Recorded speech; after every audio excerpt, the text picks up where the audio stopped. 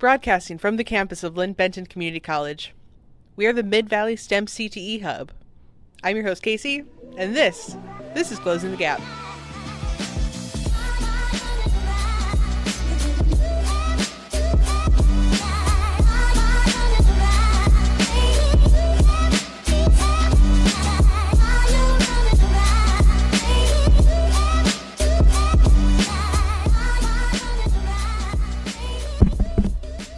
Is this thing on?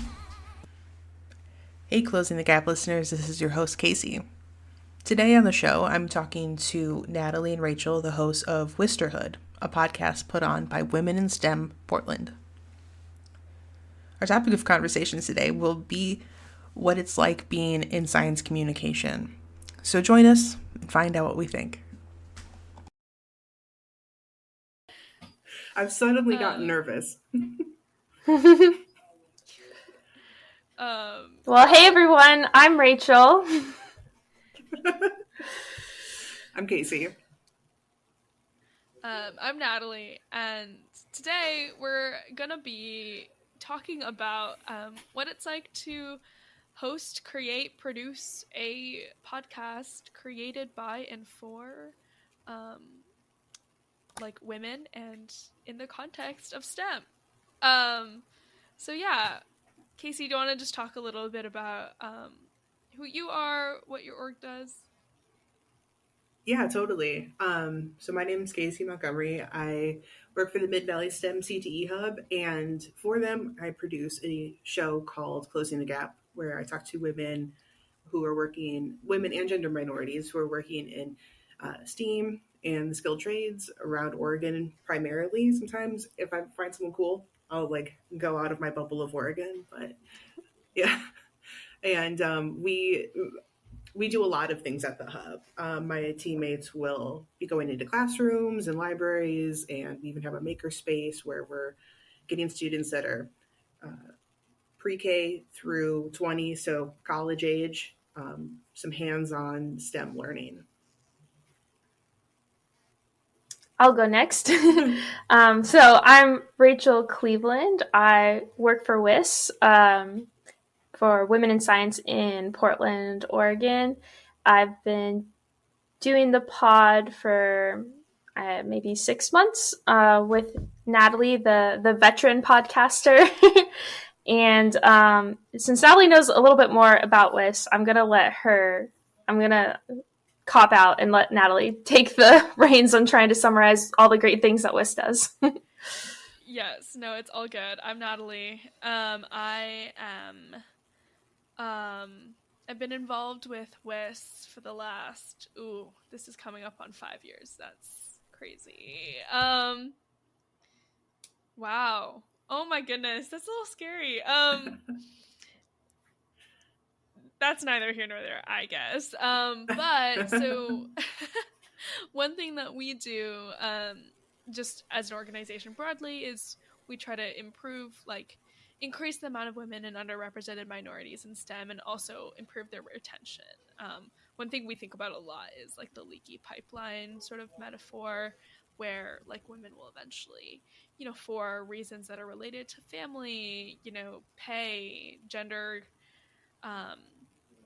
gendered gaps, and then as well as definitely there are real cases and important cases to talk about in terms of when women get forced out of STEM due to violence and other kinds of abuse and workplace related settings. So that is all sort of within what we hope to be our purview. We do a lot of professional sort of development things. We have mixers and workshops. We run this really cool negotiation boot camp every year. We also just have advocacy initiatives to help raise awareness for different topics that are of interest and related to women and gender minorities in STEM. Yeah. So I think today we are just really interested in talking about similarities and differences and what we do for this podcast situation. We talked a little bit about the idea of like one thing that we all sort of like is the bread and butter of this format is like the interview and, the listening component of that. And so I'm just sort of wondering like what your thoughts are on what that process is like and what makes it easy and what makes it hard. Totally. I feel like one of the hardest things when I started off podcasting was to listen and be present. Because I think being present is listening and absorbing and being able to have a retort to what someone says that is relevant and, adds to the conversation. I often think that like if you're podcasting or you're in the office or you're in the lab, one of the hardest things is to be able to take that breath and be present and listen. Absolutely.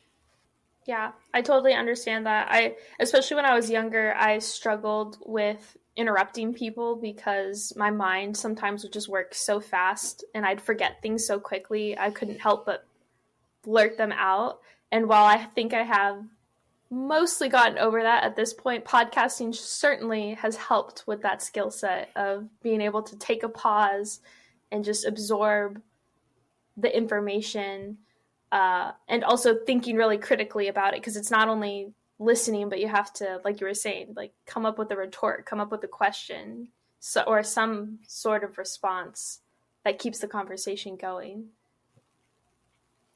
Yeah, I totally agree with what you had both said, and I think that like being present and not like fidgeting is fine, obviously, but just sort of like not, your mind can't go other places. And I think sort of this idea of like being a listener is to sort of fully invest yourself in what other people are saying is like it's a tall order, and something that I think I'm sure there are countless books written about it, but it's like definitely a skill and like a muscle. Definitely. I feel like another thing that I often hear is confidence being an issue when it comes to listening, because instead of being present outward, you're more present inward. And I think, as young professionals, I feel like confidence can be a thing that we're all working on. Or, you even hear professionals that have like this imposter syndrome where there's this issue of confidence. And I wonder how we can take lessons from podcasting and being present and listening and apply that into how we just show up in general. Yeah, I think like the art of asking a good question is really analogous to STEM in a lot of ways. Like sort of like you're saying with, um, just like trying to invest yourself in the moment and to be like present. I love what you had said, but now I can't repeat it because I like was so like in love with what the little like phrase, but I don't know if I could quote this is myself verbatim. see like this is This the is other problem too. My brain is full of holes. That's what the podcasting software is for. Yes, so true. No, but yeah, I think it's like very similar. I think this has been said to me a bunch of times in STEM, where it's like it's more about asking the right questions and having the right answer. And so this is like I feel like a practice in that. For sure. Yeah, it's funny.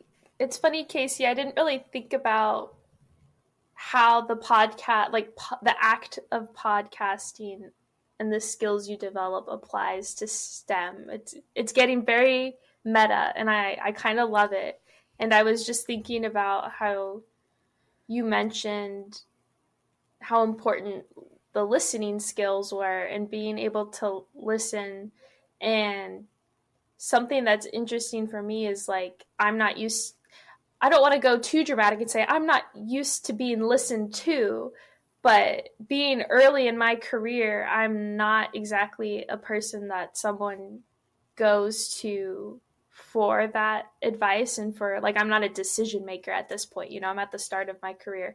So it's kind of interesting how when I put my podcasting hat on, I in a way am becoming the decision maker, and I'm not only asking questions but being asked questions, and my opinion matters.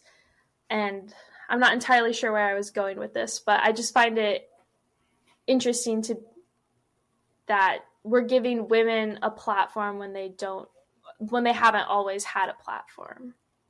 I think that the asking the good questions is really important. And oddly enough, I was talking to my director last week about giving a presentation on gender performance and being like, well, I'm not like really an expert. I'm just taking this class in like global feminist theory right now, and I don't feel like an expert, and I don't know if I'm like ready to really like participate as a teacher in this role. And she basically was saying the same thing to me of like, sometimes just like bringing the topic up and asking the questions is enough for people to really start learning, because it can't really be like the only path on someone's learning journey. You just kind of have to like get that spark going. Yeah, definitely. I totally didn't think about it in like those meta terms of being like, you know, the act of asking and the act of like listening is one that is empowering, but it reminds me of, you know, what I do during the day. A lot of like my job is asking patients questions, and like a lot of the job that doctors, nurses, other healthcare practitioners also do is like centering patients in that way and thinking about it in terms of like, what are questions I can ask them that can help them like come to conclusions that would be helpful and empowering. You know, it's an interesting one. I think I remember you saying that you were working in neuroscience. Uh, so what does that even entail? Like, I don't really understand like what neuroscience is like on, I don't know, just like a surface level, really. We were talking a little bit about our backgrounds, and I'm like a communications person all the way. So I guess I'll ask you a very typical question for my show. And what does neuroscience mean? Yeah, no, totally. So I mean, it is like a science of the brain. So, you know, the brain, the spinal cord, everything connected to it, is, you know, that's like the material, right? That's, you know, there's anatomy, there's whatever. Then there's of course like the cognition piece, memory, emotion, learning, and how there's a whole like that in and of itself, and then there's sort of like the space in between and the Venn diagram in the middle that's like, how does the anatomy or the structure inform the function of the brain. What I do is I work in the field of delirium, which is a syndrome that can happen to people who are more vulnerable, so typically older adults, but really anybody, and also children as well, after like some kind of insult to their brain. So it can be like surgery, it could be a fall, it could be, you know, other infections sometimes as well. And they enter sort of like this altered mental status state that's characterized by inattention. It can be, especially in older adults, something that can lead to Alzheimer's dementia over time, just because, you know, of their cognitive frailty is how it's conceptualized in the field. So on a day-to-day basis, I like screen patients for delirium, which is always really interesting because you're asking them a standard set of questions, but everybody has very different answers, which is always just, I think it's fascinating. It's a little magical, I feel like. That's awesome. I'm super fascinated by that. Rachel, would you like to also like chime in and tell us like what you do? I didn't get as much of an insight when we were talking before the show, but I'd love to hear about it. Yeah, so I work in natural resources. I got my undergrad degree in environmental science and biology, and then got my master's in natural resources and environmental management. And so right now I work in forestry, specifically with wildfire communication, outreach, and mitigation. So most of my job is reaching out to communities and encouraging wildfire safe practices and wildfire preparation, as well as kind of getting insights from the community as to what they want to see with wildfire impacts and mitigation, and just the different activities one can do to best prepare for wildfire. And yeah, a little bit of risk reduction and kind of all sorts of fun stuff. It's really interesting. Kind of like what you were saying, Natalie, how like it's interesting to ask the same questions but get different answers. I feel like that's a little bit the case with my job as well, because part of my job is to understand what people want to see and their perceptions of wildfire risk and mitigation. So while I don't think my questions are quite as standardized as yours, I do ask kind of similar questions, and it's very interesting to see or to hear different results. Totally. Yeah, that is really interesting to think about, like when you're trying to sort of get information from like a stakeholder group, whether that's like a patient or like, I don't know, Joe whoever who lives in the forest, like you're trying to, diagnose a problem. And so, yeah. And Kacey, could you talk to us about like what you do day to day for your job? I guess we didn't really discuss this, but I'm not sure if you're a student or if you work full time for the podcast or something else. But I'm curious, like were you always interested in STEM, and that's kind of what brought you to this position, or it was kind of happenstance? Yeah, it was kind of happenstance. So I joined the hub as an intern 3.5 years ago now. And they needed someone to do their social media marketing. And I was going to school for visual communications. So I applied. And then that became kind of like a permanent part-time job. And then it became a full-time position with the college. So doing the podcast is actually a small part of my day-to-day duties. I'm maintaining the website and doing all the communications on our social media, also doing some photojournalism work where I'm covering my colleagues' programs, taking photos, and then either writing stories about that or collaborating with them on writing stories about that, making videos, like a project, like a STEM hands-on kind of project. Our last one we did was how to make a zine, and why zines are great for any sort of classroom project. And also advertisement things like we are the Mid-Valley STEM-CTE hub, and this is what we do and who we are. Yeah, so it's a lot of communications-based work. And no 2 days are really ever the same because there's so many different things going on. Oh, that's super cool. You like wear many hats under the umbrella of communications. Yeah. Do you have like a favorite medium that you like to work on? I mean, I think I came back to school by way of working with cameras. So I really enjoy the photojournalism aspect and the video creation. Really starting to learn to love writing. But I've always loved podcasts too. I mean, I've been listening to podcasts for, 10, 15 years. So it's always been kind of like a low key dream to, have a podcast that I'm working on. So I don't know if there is a favorite, but there's definitely many in the running.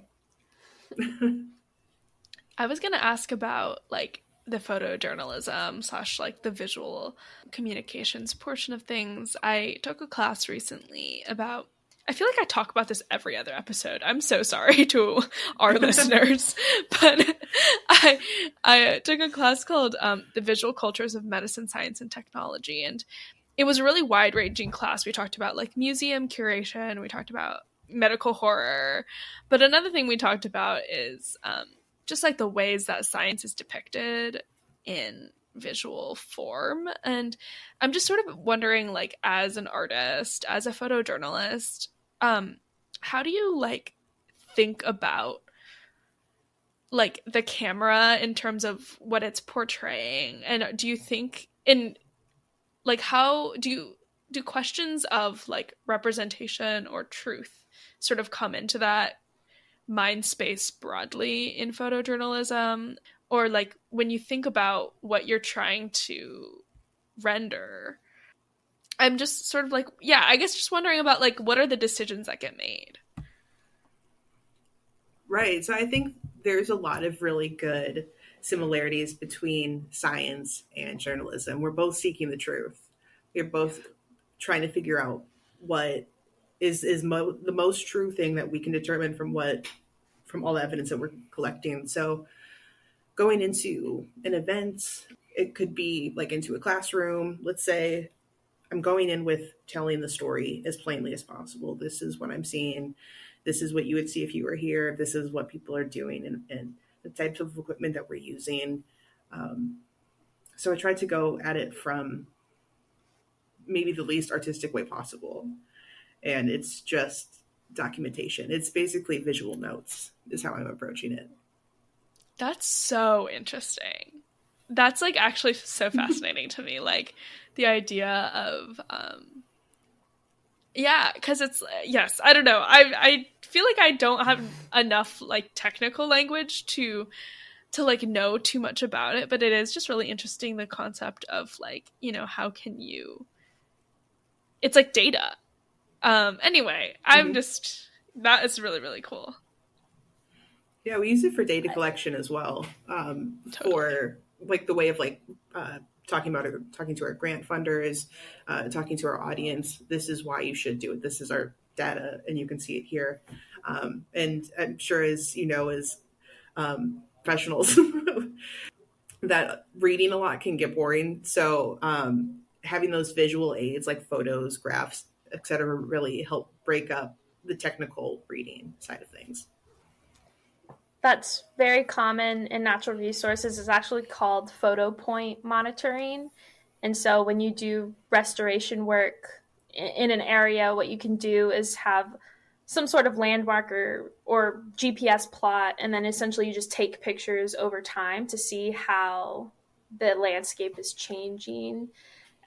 So a lot of times that can be like, oh, we cleared out all the invasives, we planted some natives, and then we're going to take pictures maybe every month, I don't know, for a couple years, and see how the plants are growing and if the invasives are coming back or not. It can be common for fire recovery to see what's coming back, how quickly are they coming back, stuff like that. Yeah, so it's very common in natural resources to have some before and after photos or some photo point monitoring. Because, yeah, you can capture a lot very easily with pictures rather than trying to say, describe it. But yeah, Kacey, when you were talking about like it's collecting data, it's kind of interesting because like photography in the art sense is you're almost trying to like capture the world in such a way that reflects how you see it, rather than when it's applied in STEM, you're trying to capture it in its true form per se. And it's kind of interesting how I took photography in high school in a more artistic sense, and it's just kind of interesting how you look at the lens you use is kind of different if you're trying to do a more artistic form of expression rather than like trying to capture things as they are, and how you're using the same tool but kind of looking at things differently. Totally. Yeah. I mean, I feel like it's just a skill in communicating. Oh God, words. I've hit my wall. Oh no.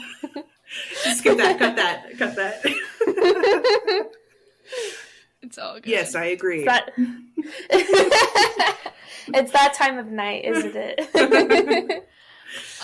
Well, if it happens to come back, please bring us back there. One thing this makes me think about too is Susan Sontag writes, I'm forgetting the name of the book now, but she sort of writes about the ways that like the Vietnam War was depicted, like being one of the first wars that had journalists who were taking pictures on the ground.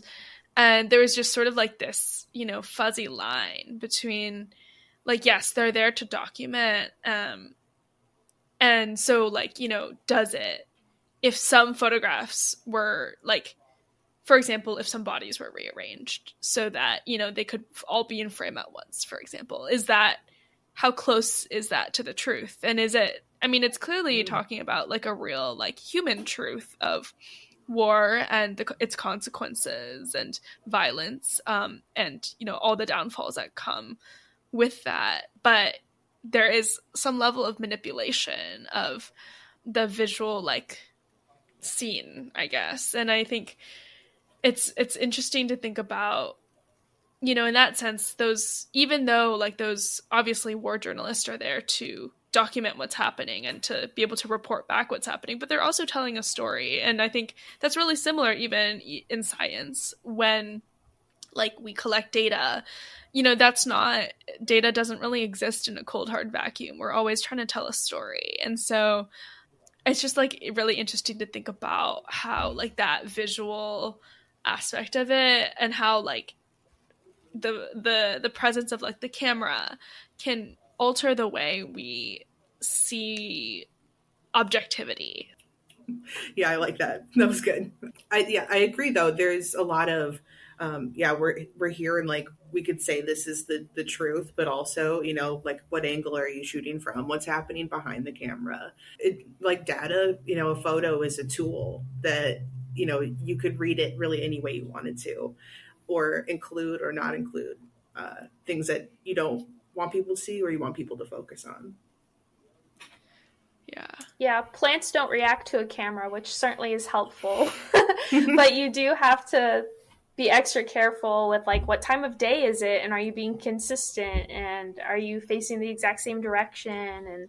And sometimes depending on how scientific we're talking here, they'll leave little like stakes in the ground so you can get the exact same angle, and there'll be like a scale that's put in the photo so that like basically you try to get a photo point as consistent as possible. But even then, humans are fallible, and so like we make mistakes, and so you do like there's a lot of technicality that goes into creating an accurate photo point, just because of all these different slight changes and the weather and the time of day and how all of that can impact the ultimate photo that you get. Yeah, it's interesting because like imaging is used obviously a lot in like scientific like research context and also like medical context. Like for research, when we like try to image the inside of a cell, like so much research now is done by like making different parts of the cell fluorescent or specific proteins fluorescent under a microscope. And then interpretation of data becomes like, you're just looking at an image and being like, okay, where is this in relation to this other structure? Or, like there's a lot of like hullabaloo made about localization, which is interesting because it feels objective. But at the same time, when you like sit under a microscope and you're like squinting at a thing, you're just like, it's almost like I could be hallucinating this. Like, I don't know what's happening. So yeah, and I mean also, sort of in the context of like a medicine, I'd like shadowed in radiology a couple years ago, and it was just really interesting to see how radiologists like will like look at a picture and be able to, they're like their eyes are trained to like be able to notice like certain patterns and be able to sort of extrapolate, but then also like they have access to the broader patient's history. And so, knowing their history, they might alter like, oh, like this could be X, Y, or Z, but it's probably more likely Z because of, the patient's age or their like comorbidities and, their medical history. And so it's just like really, it's like, yeah, there is sort of this objective picture, but it's so easily altered by context, which is just, this is so cool. Love how complicated things get so quickly. Was there ever talk when you did that shadowing, talk of like AI interpreting the imaging? Because I asked because in my group of friends, some of them are more on the like tech side of things, and then quite a few are also like in the med side of things. And the tech side of people were just like, I would never be a radiologist because their job's going to be replaced in like 10 years or something. So I was just curious if that was at all discussed in the clinic setting, of how that's progressing. Totally.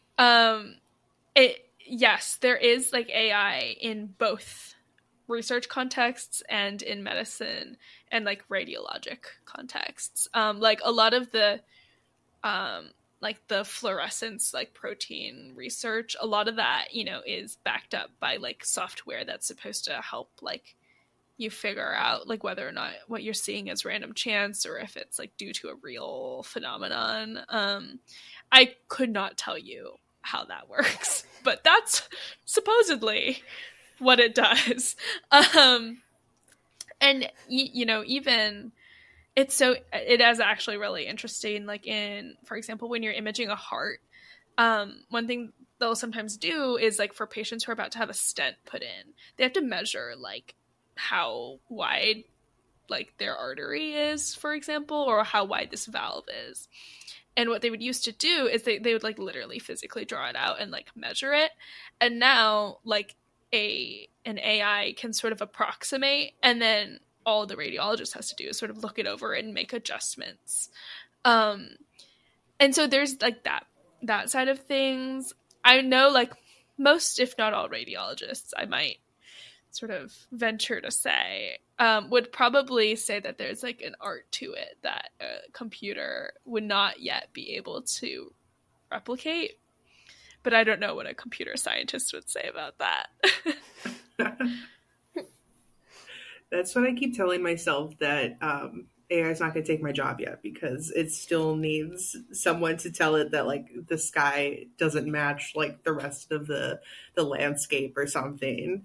But I also in my job in communications, I'm like, oh no, the AI is going to like make me obsolete, because you know Chat GPT and Adobe just released like a really great AI edition on a lot of their programs and things like that. But the radiology thing you were talking about, that was fascinating, that you could measure the inside of an artery from, is that an X-ray or a CAT scan, or what kind of imaging would that be? Yeah, I think so I don't want to promulgate misinformation because I don't know the details, but I think like there are certain cases where so like yes, you would be measuring for a stent, or some cases where you want to measure like how much the structure is constricting and then expanding upon like the heart beating, and so you want to take like the min and the max, and you would have to just like measure the diameter. And I think, and I say that because it has to be a video. And it, like when you like see it on the screen, it's a moving image, if you will, just because if I were in the 1920s. So I don't exactly know how that is done. My guess is that they like put a little camera that's attached to the end of this like really thin wire, and they like thread it up there, which is just like so wild that we can do that. Kind of scary to think about a little camera traveling through your body. Yeah. Yeah, speaking of job replacements, my husband, he's a physician assistant, and he's figuring out how he wants to like take his notes.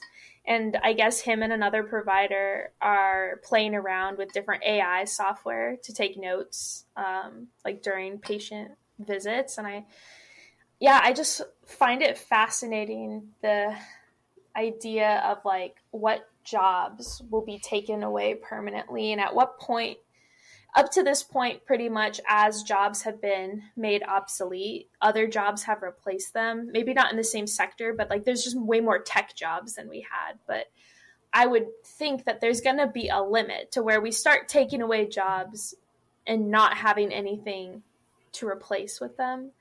And it makes me wonder if like the new craze, like, you know how things are like all natural or organic or what have you, the next, or like ethically sourced, and the next thing is going to be human made, or, you know, no AI. Like, I wonder if that's going to be like a more expensive, like premium version of things as a means to be like more ethical or sustainable or whatever.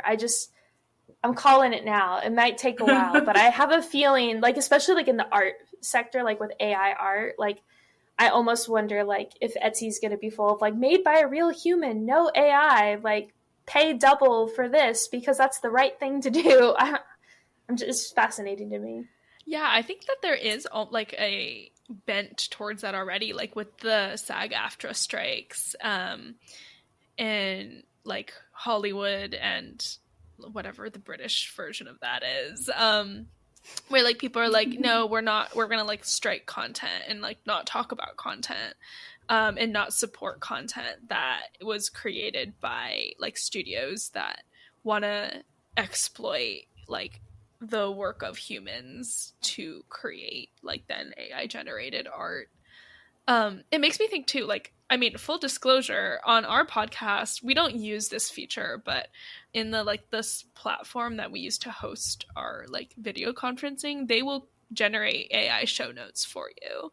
And one feature that we do actually use is it'll like take clips of your podcast that it considers like, you know, ready for social media sharing, and it'll like show you which ones they are so you don't have to find it yourself, which saves me time, and I'm like, oh, thank God, like the AI is my best friend now. I wonder if that's gonna get clipped. Yeah. Yeah, right.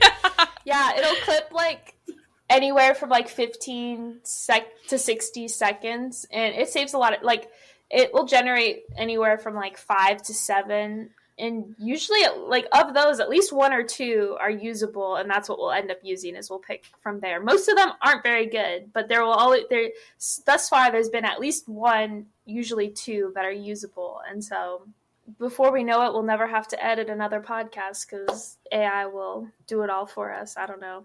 Yeah. I mean, that does No, sound it makes me think it's going to start like it's going to start like clipping out words, and so like it'll like show you a clip that's like AI is great. Like like AI will take over the world. Like okay. Right. Just creating its own propaganda.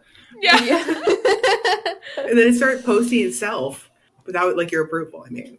Yeah. Right to your Instagram. Right to your Instagram, yeah. Yeah. But I mean, I think like the how point did is, you Oh, go ahead. No, you go.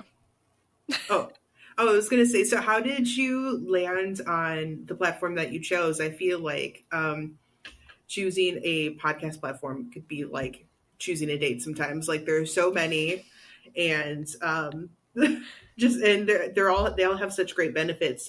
Did you feel any particular anything like exciting or particular about the one that you chose? Or did it like align with any of your like STEM kind of views? That's an interesting question. We, like you, had used Zoom like back when we were maybe podcasters.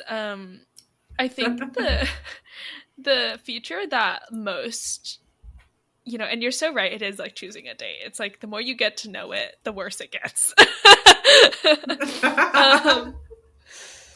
But no, the feature that we like most is that like even if there's lag, it won't take the audio that is recorded by the video, but it'll actually sort of record on the device itself, so that when you're editing, you know, lag doesn't become a factor, which is always nice because we do all of our recording virtually. So that was like the really like nuts and bolts part of it.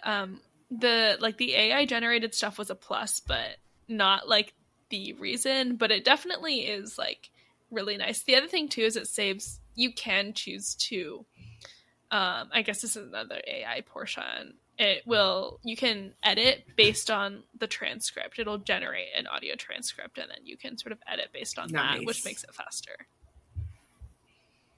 Yeah, so what I really like to do is do kind of a once over with the platform, because I can do it visually with the transcript going along with it, and then because I'm a little bit of a perfectionist, I'll then put it into a different, more flexible, I guess, editing software where I can literally clip little things that I want. So like I can edit out the like awkward pauses and the ums and the likes and that sort of stuff too, and make it really nice and clean. But it does save a lot of time for sure with those AI features. pretty remarkable. Sounds like it's making it accessible, like making podcasting accessible to more people. Totally. I think it would probably take, I don't know, about twice as long to do it without it, but what's really nice is like the transcription feature is there, which it's, a major accessibility feature without extra work on our part, really. And then, yeah, I would say it cuts it by a third, probably the amount of time it takes. So we have a better turnaround time. We can do like 2 episodes a month rather than 1, that sort of thing. So awesome. Very cool. So I ask a lot of people that I talk to this question, but I would, well, not but, and I would like to ask it to you both as well. What do you think, like if you could tell your younger selves getting into science, like what advice would you give? What would you want to know as a younger person that you know now? I can go first, Natalie, if you want to think please. on it. Okay. So I'm a very type A personality who gets really fixated on the future. And so I would tell my younger self 2 things that basically work together. Is one, you don't need to have everything figured out because no one else does. And it's okay if you don't know exactly what you want to do right at this moment because you're going to figure it out. And alongside that is you never know what life is going to throw at you. And so there's going to be opportunities that you never even considered that you can just take and run with, and you just don't know where you're going to end up. So, for example, like I'm in the wildfire space right now. That was not even in my peripheral when I was in college. Like I did not take any wildfire ecology classes or anything like that. It kind of just fell into my lap, and it worked out for the best. So I'm the type of person who really like wants to like grab onto something and like make it happen.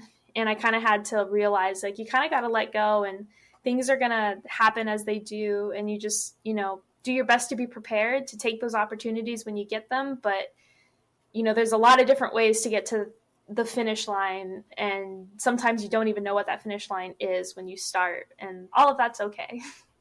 Yeah. I'm a little bit earlier on in my career than Rachael. And so hearing that is like really nice, just to be like, okay, it's going to be fine. Like, don't hyperventilate yet. Like, I'm still in my like unemployment stress dreams stage of building my career, which is just like such a 0 out of 10. I cannot recommend this state of being. So yeah, I think like, I think about my much younger self. And I think I was just, understandably like so worked up about the, like just the perceptual dominance and like the men in my STEM classrooms that made it like truly unbearable and like objectively unbearable. And I think it really caused me to like, doubt myself and have to be thinking through a lot of extra stuff. And I think that like, was good and really helped, me develop and formulate a worldview and all these things. And that was very positive. Obviously like those experiences, not quite as positive and dare I say negative. But I think what I would say is that like, the best thing you can do is to trust yourself. I think sometimes like when you tell like women, especially like honestly, yeah, women of like any age to be confident in themselves, it always feels really loaded.